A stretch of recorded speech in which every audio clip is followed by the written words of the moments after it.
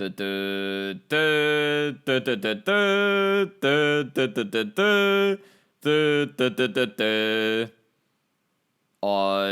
don't want any copyright. Please, no copyright. I don't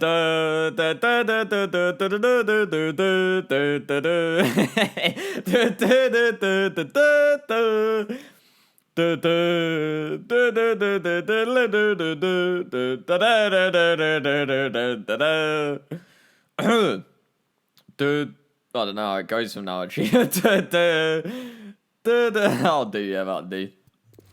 Damn, man, I'm getting scared. Not from the copyright strike, but because the board of directors, they found me out. They found out about the racks, man. It's so peak, and now I basically have been given 100,000 coins. I have to get elite. There's no room for errors. Lego Padme has basically almost put her neck on the line. You know, she's fighting for me. And I just got to say thank you to Lego Padme. I don't know if you're listening right now, Lego Padme, but you've actually saved me. Like, fully saved me. So, what I've actually done here is, you know, we need to find a way. We need to actually find a way, ultimately, of getting at least elite. Because last week we got gold, or less than elite, for the first time in our history, which is pretty peak. So, I came up with a 5-4-1 formation. Now, some of you might be looking at this now and thinking, what on earth is this kid on about? Are you looking to park the bus? Are you a little bit scared? I'm scared, but I'm not parking the bus. I'm getting the 2 centre mids to basically drive into the half spaces to go all the way forward. The left mid and right mid to staying all the way up, almost like wingers. And the left wing back and right wing back are kind of tucking in a bit, almost like centre mids. And we're looking to play a high pressing possession style of play. And I was ruthlessly kind of coaching the players. And I was telling them, like, you're not only got to fight for Lego Padme, you got to fight for me now. Because my club's gone. You know, no, not my club's gone, but I'm going to be gone from the club. And, well, I guess my club has gone in the sense that my players have all been sold. That's the thing. I tried to sell the players. I tried to get away with it, but I've accidentally sold it to a couple of snakes. And they've just kind of leaked it. They said, you know, it basically all became public and it all went a bit wrong. But other than that, we're looking to laugh, man. I can't be asked to talk about that. It's honestly just getting me a little bit sad just thinking about it. But now we've got to focus on the games. And Xavi is playing right wing back. The guy's doing the most. The guy is actually doing the most. And he's picking the passes from there. And that's why I wanted him there. Now, the reason I've gone for 3 at the back, I say 5 at the back, but it's really 3 at the back because the other 2 players are going to be getting up a bit more. And the reason is that I was recently speaking in amongst all of the managers because we quite often go to these kind of nice, luxurious cantinas. We have a nice drink. We chat about strats and all the rest of it. Obviously, there's only so much that I can tell them because there's only about 2 or 3 other lads in there that actually know anything about strategy. You know, that actually know, you know, people like Tarkin and Darth Vader. So I have a quick kind of chat to them in the corner. But the rest of them are all talking about the 4-4-2. And they're like, oh, have you seen this new strategy, the 4-4-2? It's insane. I'm like, lad, that strat's been out for years. You know, that's been used for a time. And they just don't seem to understand. Yeah, they just don't seem to understand at all. And one of the reasons that we've gone for 3 at the back is to counter the 4-4-2. Now, I hate to give away strats here. I hate to tell you the inside scoop. But basically, playing 3 at the back against 2 up front, it just works really well. It's incredible. And the reason is that you're creating a 3 versus 2 on the counter-attack every time. And most people, most managers, they seem to be telling them, the players in FUT Champions, to go out there, especially the strikers, get the ball up to the strikers quick, do a quick 1-2, and then you're in behind. But because we've always got that 3 versus 2 at the back, we're always going to have the advantage, especially on those quick attacks that they try and put together. And they also, with the left mid and right mids coming forward, they're creating basically 4 attacking players, but we have 5. So we're outnumbering them on the counter-attack in a 3 versus 2, and then in the slow build-up in a 5 versus 4. So we've always got an advantage numerically at the back, which means that they're always going to struggle. And it's all about the transition play. I've coached my players to transition very quickly, to have the centre mids driving into the half spaces, to have the left mid and right mid staying all the way wide, all the way forward, constantly pinning back their left back and right back, and the false nine drifting into the midfield to create an extra man. And ultimately, the opposition, I actually told the opposition manager, because he was that sort of thick, that I just thought I'd tell him everything for a joke. He just didn't, he went in one ear and out the other. You know, he honestly didn't know what I was on about. And so I basically told him everything I was going to do in the whole game. And he's just sort of gone, hey? Like, he's just a bit confused. And, you know, fair play to the lad. He's going to be in a relegation battle this year. So, I believe that was actually Mbirchy Backhouse's team that he supports. Now, speaking of Mbirchy Backhouse, there's been a lot of shouts. I've had a chat with a lad, but there's been a lot of shouts recently. Mbirchy out. Mbirchy out. Mbirchy out. That's all I'm hearing. And quite honestly, I have to first and foremost say, last week, a lot of what went wrong was because of Mbirchy Backhouse. You know, he said to use the 4-4-2. He was actually kind of one of those former managers that was always in the cantina. And he was sipping away on his blue milk and just raving on about the 4-4-2 and how it's for kind of next generation of football and all this rubbish. And he really believed it. I don't know how he believed it, but he seemed to believe it. And his excuse was apparently Lionel Messi was getting tired as a false nine. His legs were aching, which, to be fair, he was actually saying that a couple of times when I was playing on my Nintendo DS and stuff, and just allowing Mbirchy Backhouse to basically coach the team for a bit.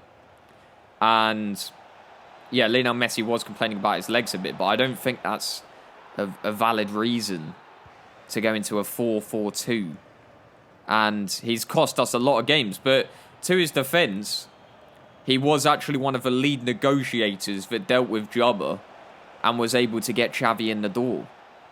Now, whether you love him or hate him, you can't deny the fact that Xavi has been an influential, one of the best players at the club. And he's ultimately, I mean, the guy on the ball right now that is going to do something quite magical is potentially here because of Mbirchy Backhouse. So, you know, whether that means he just needs to be lowered down into, well, not necessarily lowered down, but just switched into a different position, a different role in the club of maybe just being the lead negotiator and that's it, and not having any part in any sort of coaching. Bear in mind, he was only in coaching because I was out for a meal and doing stuff with Lego Padme for a couple of days.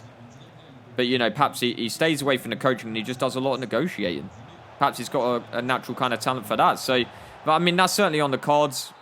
Out of a club, I mean, you're going to have to vote on it. I think the board of directors are going to have a quick chat about it later. But I would personally say that I'd want Mbirchy Backhouse to actually stay at the club, despite all of the Mbirchy outers, essentially. So, we're looking to do the most there. We're doing a pretty stellar job right now. You know, the tension's on, the pressure is on, and we're performing under pressure. And it's tough. Oh, yes, it's tough. It is. Especially when you've got a board of director lad. Every time you look up, so if you can imagine, I'm sat there kind of on the manager's bench and all the rest of it. With all of the lads, you know, chatting to Mbirchy about whether he's going to keep his job. He's super nervous, all of that. So I've got all of that going on. And I turn around and I look up towards kind of the stands and I see the board of directors. One lad, I don't know whether it was a mock, like a fake gun or something, but he had a sniper laser right on my head. Now, I don't know whether that's acceptable. I know they want me gone, but I didn't know they wanted me gone in that way. You know, like, genuinely, I thought that was it for my life. I saw my life flash before my eyes. You know, the top 100 back in the day with the company FC on FIFA 17.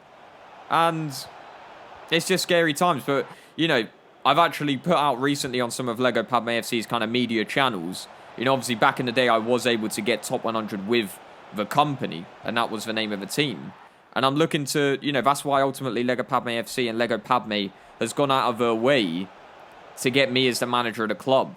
Now, I know I didn't perform that well last week, but I promise you I'm fighting tooth and nail. I'm going at it. I'm getting the strategies. I'm trying to go to the forefront of strategy. I don't know what I was on about there. I'm trying to go to the forefront. I'm trying to do it all. I'm trying to steal strats from the likes of Tarkin and Darth Vader and all the rest of it. I'm trying to bring this club to the next level, but I just need a bit of backing from the board. And right now, you know, they've given me 100k. There's only so much I can do. You know, there's only so much I can actually do with this. But I just got to work with what I've got. So we're up against another lad here. And this team was one of those... It was a really weird team because they were all kind of commercialized to a ridiculous extent. To the point where every 2 seconds there was ads at the stadium, and this was requested by them for Lucozade Energy and stuff like that. And they were just going on about Lucozade for practically the whole game. And it was even to the point where the manager thought that I was going to talk about it. Like, for some reason, the opposition manager, as he was shaking my hand at the end of the game, has said, make sure to buy Lucozade using 5% discount code. And I'm just sort of like, excuse me? Like, what the hell were you on about, lad? Like, this is meant to be kind of a professional game here, believe it or not. And you're trying to advertise a product to me as if I'm going to sort of go out and bulk buy a load of Lucozade oranges or what have you because you've, told me that there's a little discount code using the code fraud at checkout. Because this lad has just got ever so lucky there. And I'm not happy. And the thing is, oh man, I hate to lose to a team that commercial and everything like that. Just literally... It's annoying. I can still see the Lucozade ads in my head right now. Like, they even made a special little ad with, like, all of the budget of their club has gone on a Lucozade commercial. So, you know, there's some weird teams, is what I'm saying, in this FUT Champions tournament. But we're looking to get it back together again. We lost that game. And the board of directors were having a chat with me after the game and kind of doing all these weird little emotes, like, as if I was going to go type thing. And I didn't like the look of the emotes. I really didn't. They had like a threatening aura about them. And so I just told my players to get it together again. And Mertens has come up with a really nice goal there. Julian Brandt, just little flicks. I was smiling there. It's the kind of thing, you know, I don't need to publicly display how happy I was with that goal. I just kind of sat there and smiled. Just to myself. And I just love to see stuff like that. Julian Brandt, who is quickly becoming a legend of his club. Like, I've actually said on multiple occasions now that, you know, people are talking about a statue and all the rest of it, but he's been the most consistent player at the club. You know, if Julian Brandt's listening right now, lad, you're a fighter. Like, you genuinely have been, for quite a consistent amount of time, the best player at the club. Like, it's all well and good, you know, doing it here and there. You know, doing a Harry Kane. But this lad's been doing it for time.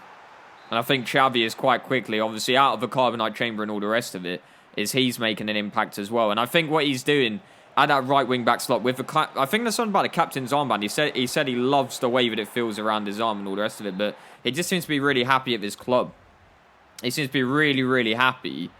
And I think he's just a leader out there. I think he gives everyone else here quite a lot of belief that they can actually do it. That they can hopefully at least get elite, please. Because, you know, otherwise the boys got to go. The boys got to go. I don't know where they'll take me. They'll take me to prison, man. They'll get me locked up. They want me gone. I'm scared, man. I'm scared. I can't pretend I'm not scared. I'm not going to sit here on the mic and just say I'm not scared, because I am. I'm scared for my life, yet alone my job. Whew. Scary times. So, Mertens banging it home. And we're looking to continue our form. But then all of a sudden, that header... I don't know whether he's spoken to me after the game and he said he invented a new type of spin. He's defied physics and all of this rubbish. And he made a brand new kind of...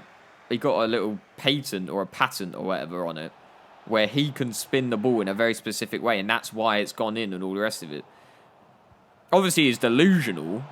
But it was quite an enjoyable read or an enjoyable listen, really, from the lad. It was quite funny. Especially seeing as we won the game, so I could just mock him anyway.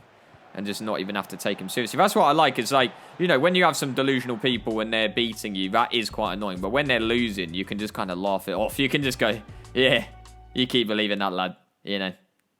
All the studies probably going against what you're saying right now. And what you're saying actually makes no logical sense. But that's kind of jokes. And we love to hear it. So, Sane, going down this left-hand side. And he wanted me gone. He wanted me gone. And the reason is that I have Guardiola as my figurehead. And obviously all these players, a lot of these players have been transported from our realm to here. And Sane had it out for Guardiola. Now, what you didn't realise is that Guardiola is just a figurehead sat there whilst I'm actually doing all the strategy. But Sane, for some reason, had a very kind of... I don't know, he had it in for him. He had it in for us at Lego Padme FC the whole time. But it just wasn't enough. We were starting to pick them apart. The 5-4-1 formation, just getting all of these attacking players kind of free-flowing. You know, free-flowing attacks that are so difficult to deal with. But I don't think there's anyone that can withstand us at this point in time. That's what I was saying to the players. I mean, I didn't believe it myself, but I said it. And they seem to be playing like they actually believe what I was saying. Look at him go. Lozano just slotting it away. Like, usually his finish isn't even that good. And he's slotting it away. I'm like, what's going on here? Like, there's something genuinely kind of mystical happening right now. As we go into our next game, we've got Martial, the likes of Ousmane Dembele, Salah, all trying it. All trying it. And here they go, Bruno Fernandes bangs it away. That's that. Wait, is that... It's not a penalty. He's actually scored a real goal. That's quite interesting. But, yeah, no, so he bangs it there. And he's doing some weird little celebration, getting all the fans, all the CGI fans on board. And then we're looking to get back. Zaha, what's he going to do? Gets past one. Bang.